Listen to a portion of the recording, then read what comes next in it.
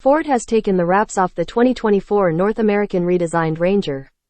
Of course, the model doesn't need much of an introduction as the North American variant is virtually identical to the overseas model that was unveiled in 2021.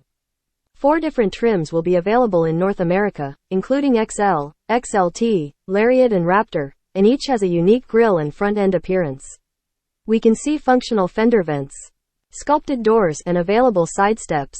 The latter are housed beneath the rear fender and can support up to 300 pounds, 136 kilograms of weight. There are C-clamp taillights and a stylized with Ranger lettering. A dampened tailgate is available and it opens to reveal a far more useful bed, which can now accommodate 4 feet wide sheets of plywood and drywall thanks to the truck's extra width. Ford giveth and Ford taketh away as the 2024 Ranger will be offered exclusively in a Super Crew configuration. The death of the Super Cab isn't surprising, but it also means the end of the 6-foot bed as the redesigned model is available exclusively with a 5-foot box. XLT and above trims have 12 volts and 120 volts outlets in back. The latter provides up to 400 watts of power and can be used to charge tools on job sites. On the topic of putting the truck to work, the tailgate functions as a workbench and has 2 clamp points as well as an integrated ruler. The model also offers a spray-on bed liner, bed lights, and a new zone lighting system.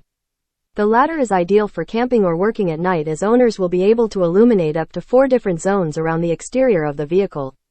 The old cabin has been banished to the history books as the redesigned model sports a far more modern interior that features an 8 or 12.4-inch digital instrument cluster as well as a 10.1 or 12-inch infotainment system. It features Android Auto and Apple CarPlay compatibility, 4G connectivity, and support for over-the-air updates.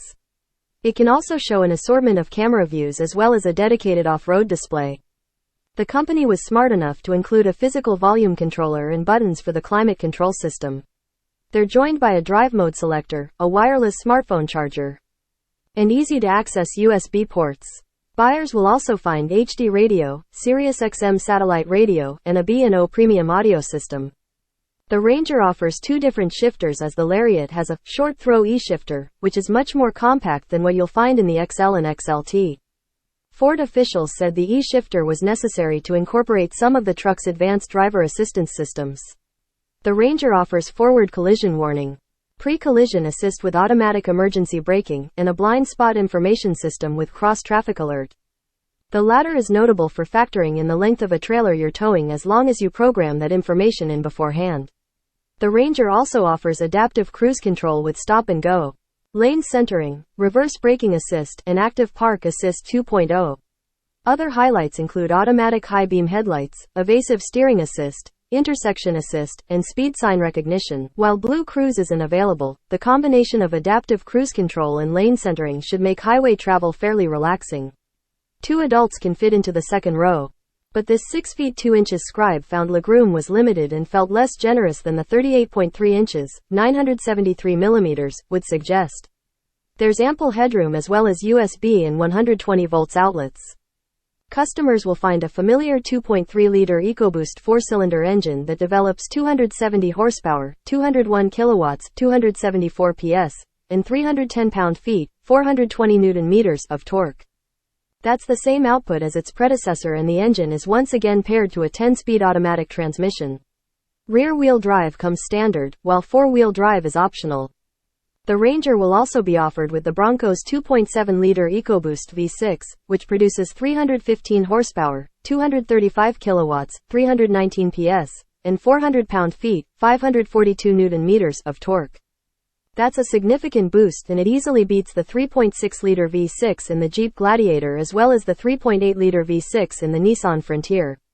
However, it's a mixed bag compared to GM's turbocharged 2.7-liter 4-cylinder that produces up to 310 horsepower, 231 kilowatts, 314 PS, and 430 pound-feet, 582 newton-meters of torque. The truck features a new front-end structure, which allows for more room in the engine compartment as well as improved airflow. The front axle has also been moved forward and the truck's wheelbase grows by 1.9 inches, 48 millimeters. While the track climbs by 2.4 inches, 61 millimeters. The truck boasts 9.3 inches, 236 millimeters, of ground clearance with rear-wheel drive and 10.4 inches, 264 millimeters, with four-wheel drive. Those are improvements of 0.9 and 1.5 inches, 23 and 38 millimeters respectively. Buyers will also find improved approach and departure angles of 29.2 degrees and 25.8 degrees. The truck can be equipped with a locking rear differential and a trail control system. The latter is effectively off-road cruise control as it keeps you moving at a slow and steady speed so you can focus on steering. Towing is important to truck owners, and this is where the midsizer shines as it can tow up to 7,500 pounds, 3,402 kg, when properly equipped. While that figure carries over from its predecessor, the latest truck offers an integrated trailer brake controller from the factory. The truck's maximum payload capacity has climbed to 1,805 pounds, 819 kg. That's a slight increase of 35 pounds, 16 kg. But it bests the Chevrolet Colorado by a good margin. The 2024 Ranger starts at $34,160, including a $1,595 destination and delivery fee. That effectively splits the difference between the Chevrolet Colorado and GMC Canyon, which begin at $30,695 and $38,395 respectively. It's also impossible to ignore the $40,570 Jeep Gladiator and the Nissan Frontier, which starts at $32,005 in a crew cab configuration. The North American Ranger will be built at the Michigan Assembly Plant and orders will open later this month. Deliveries are slated to begin late this summer, although fans will have to wait until fall for the 2.7-liter EcoBoost V6.